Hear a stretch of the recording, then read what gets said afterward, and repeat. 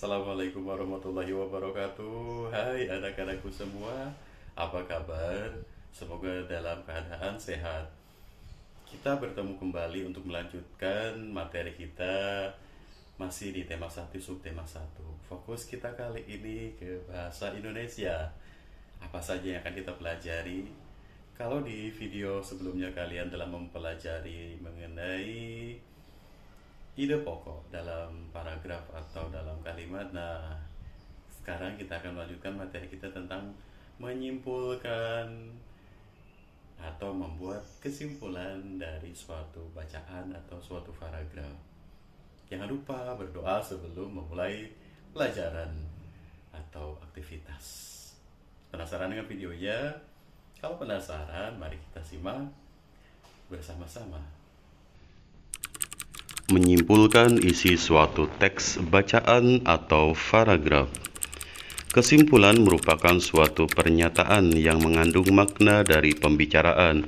Kesimpulan diperoleh dari untaian fakta-fakta yang terjadi, sehingga kesimpulan dapat berupa kalimat yang bersifat pendapat yang menggeneralkan fakta-fakta yang ada.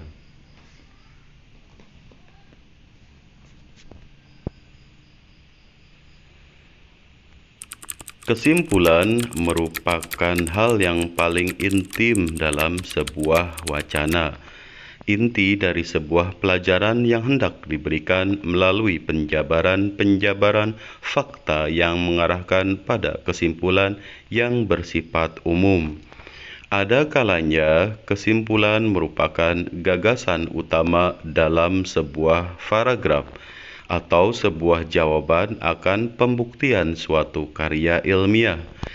Perbedaan antara kesimpulan dengan kalimat atau gagasan utama ialah kalimat utama merupakan kesimpulan dalam paragraf, sementara kumpulan gagasan-gagasan utama dalam sebuah teks dapat membentuk suatu kesimpulan. Artinya, kesimpulan sangat bersifat umum dan dirangkai berdasarkan penjabaran-penjabaran fakta yang diuraikan.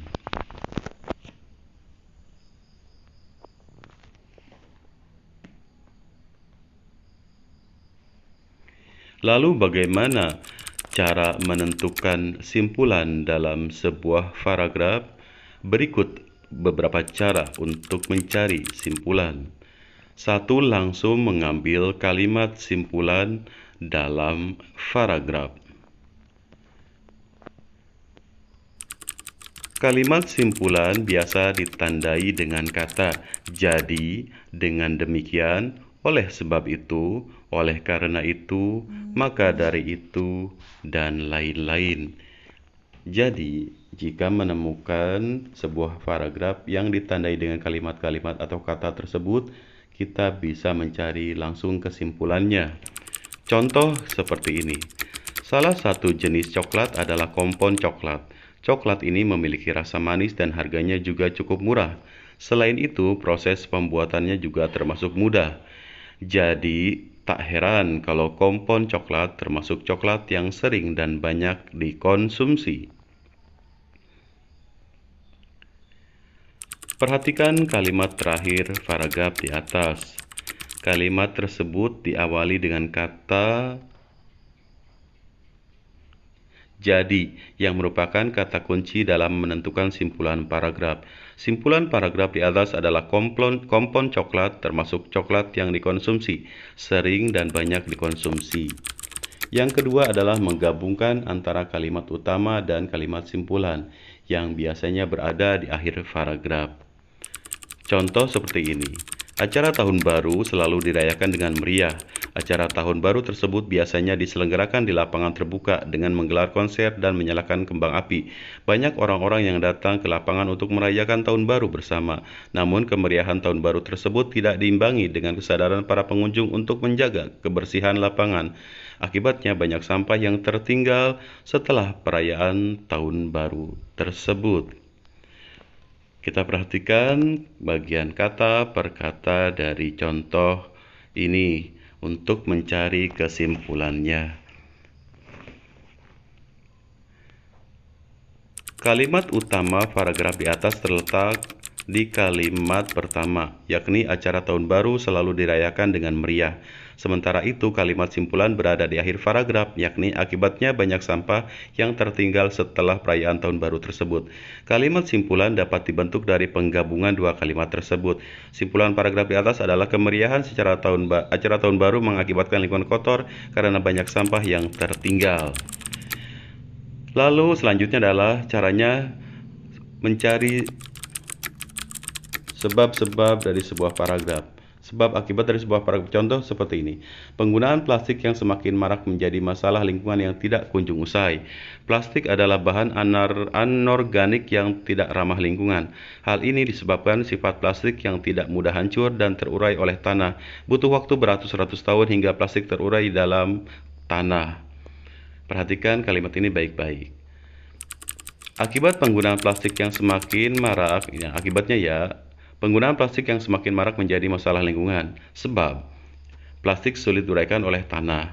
Nah, kalimat kesimpulannya dari ini adalah penggunaan plastik yang semakin marak menjadi masalah lingkungan karena limbah plastik sulit diuraikan oleh tanah. Inilah kesimpulan dengan cara mencari akibat dan sebabnya. Jawaban dari ide pokok. Jadi, cara selanjutnya untuk mencari simpulan adalah mencari jawaban dari ide pokok. Contoh soal seperti ini. Pencemaran akan semakin berbahaya jika sudah ada di dalam tubuh kita, seperti di dalam darah atau rambut. Jika terus-menerus terkumpul di tubuh, maka proses pertumbuhan dan perkembangan kita akan terganggu. Selain itu, pembentukan tulang, perkembangan otak, dan saraf pun akan mengalami masalah atau gangguan. Ide pokok paragraf di atas adalah dampak pencemaran yang masuk ke dalam tubuh. Nah, dari ide pokok tersebut bisa dibuat pernyataan. Apa dampak pencemaran yang masuk ke dalam tubuh? Jadi, kita dapat memperoleh kalimat simpul saraf dengan menjawab soal di atas, yakni dampak pencemaran yang masuk ke dalam tubuh adalah terganggunya pertumbuhan, perkembangan saraf, pembentukan tulang, saraf-saraf perkembangan otak, dan saraf. Jadi, dengan mencari ide pokok, kita akan memperoleh kesimpulan atau simpulan dari paragraf atau bacaan tersebut.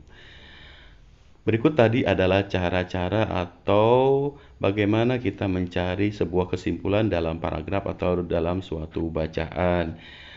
Boleh kalian catat hal-hal penting yang ada di penjelasan tadi. Terima kasih telah menyaksikan video ini, semoga bermanfaat. Sampai jumpa di lain kesempatan. Tetap jaga kesehatan ya, Nak.